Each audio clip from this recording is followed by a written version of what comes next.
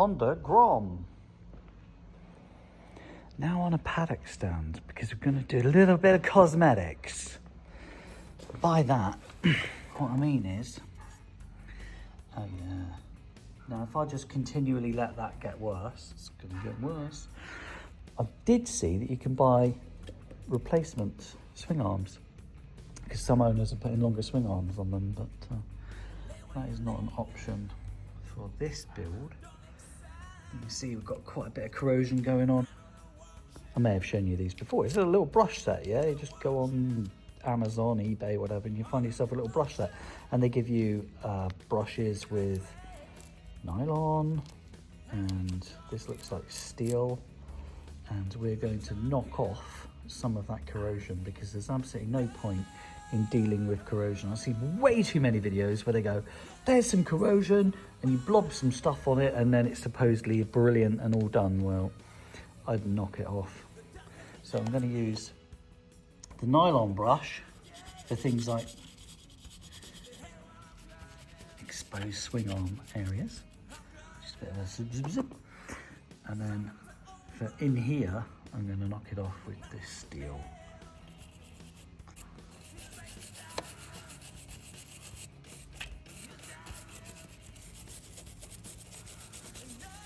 And all I've done is put something underneath the bike to protect it. I'm literally going to be here for about 10-12 minutes just. What's the point in converting that when I can knock it off?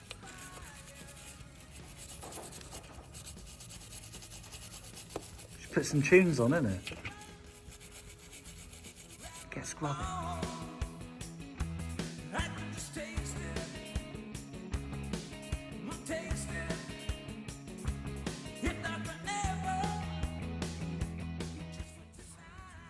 And then to knock any dust off, I'm just going to use some brake cleaner.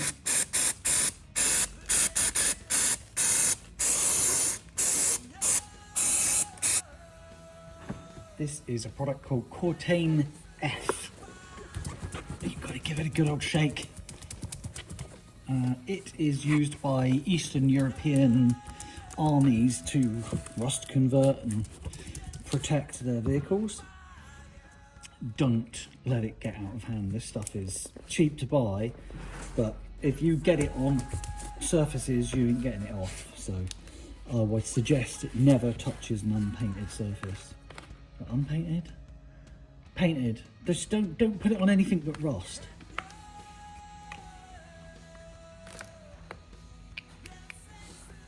So I'm just going to take a cap from GT85 cam. You got to watch out, modern caps have got like little holes in them these days, so to find a product that doesn't have a hole, always look for the hole. I'll just pop a bit in here. Oh, that is enough. More than enough. And then I'm just going to take a little diddy paintbrush and paint it on.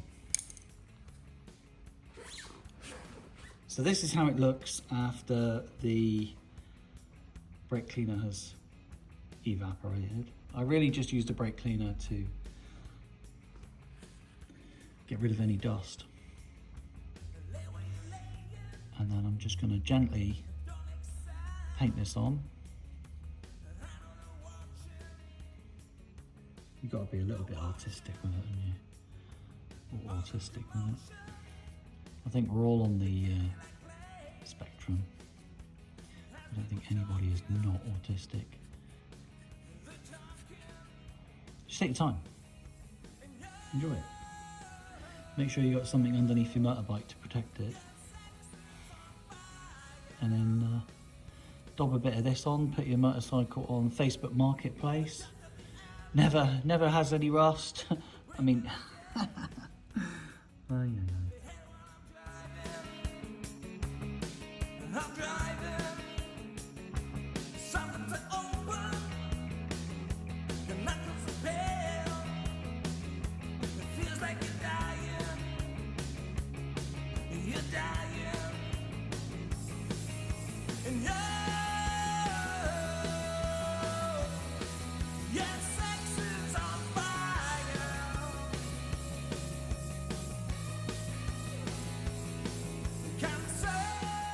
So this is where we are. I've taken the rear wheel off. I just used some like kitchen wipes to take off the detritus, and now I'm seeing a bit more corrosion. This I can tidy up, and a bit of corrosion internally on some of the parts. So the adjusters are all corroded. They're gonna get it. And I'll just go back to the Cortain F. I mean, some of this is, I'm not going to bother with the hoses for the brakes because they just need a jet wash. But this hidden corrosion needs to be treated. And already look at what the Cortain F has done. I wouldn't say get Cortain F and paint your swing arm. I wouldn't say that. Be targeted. So buy some little paint brushes that you would for like an art set or something like that. It's like £2 or £3, and then go about converting the rust. And I'm going to get my head underneath as well. If you know me, we will sort it all out. And that is minging. And I wanted to have a look actually. I wanted to have a look at the wheel bearings, pop them out and replace them, and just little bits like that. So the rear end is looking tidy. Gentle reminder, brake cleaner first, just to knock off any debris.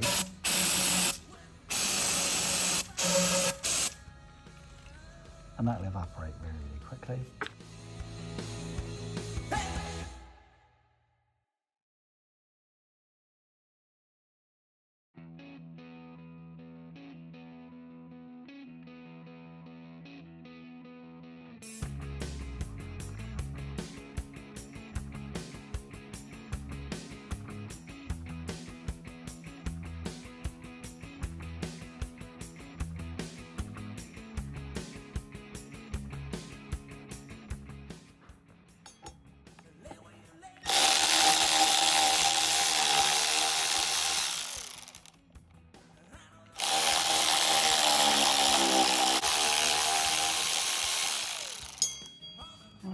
Bit fell apart. Look at that.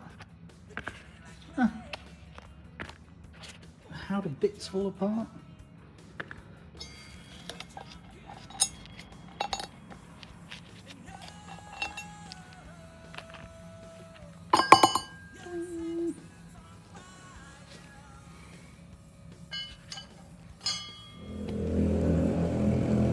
I'm not sponsored by Muck Off, so I have to use my own containers. The influencers get all the good stuff, don't they?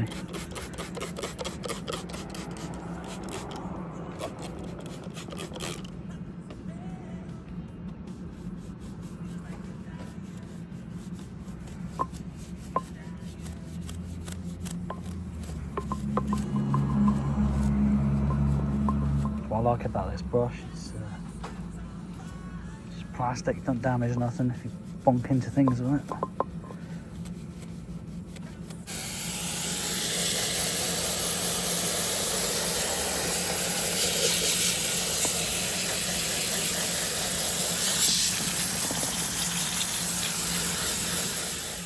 When it comes to brake discs and making them look beautiful.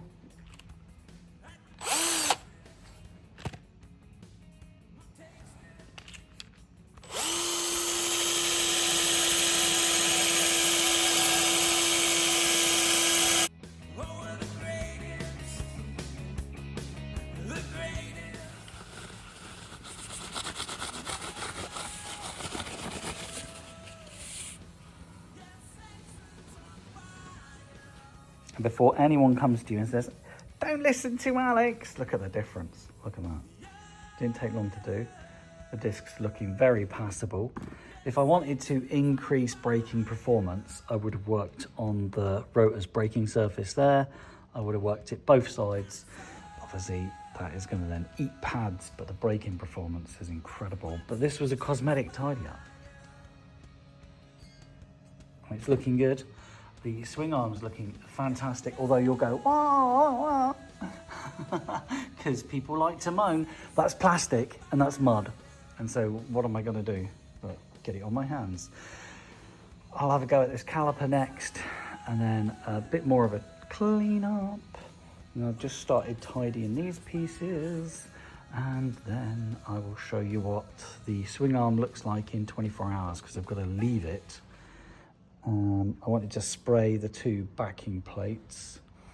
We'll just leave it to cure and do whatever converting it has to do. Science! And instead of tidying up my mess, I think I'm going to go home and open a beer and scroll social media, because today's been a long one and this has just been lots of fun being able to work on something as interesting as a Grom. The next day.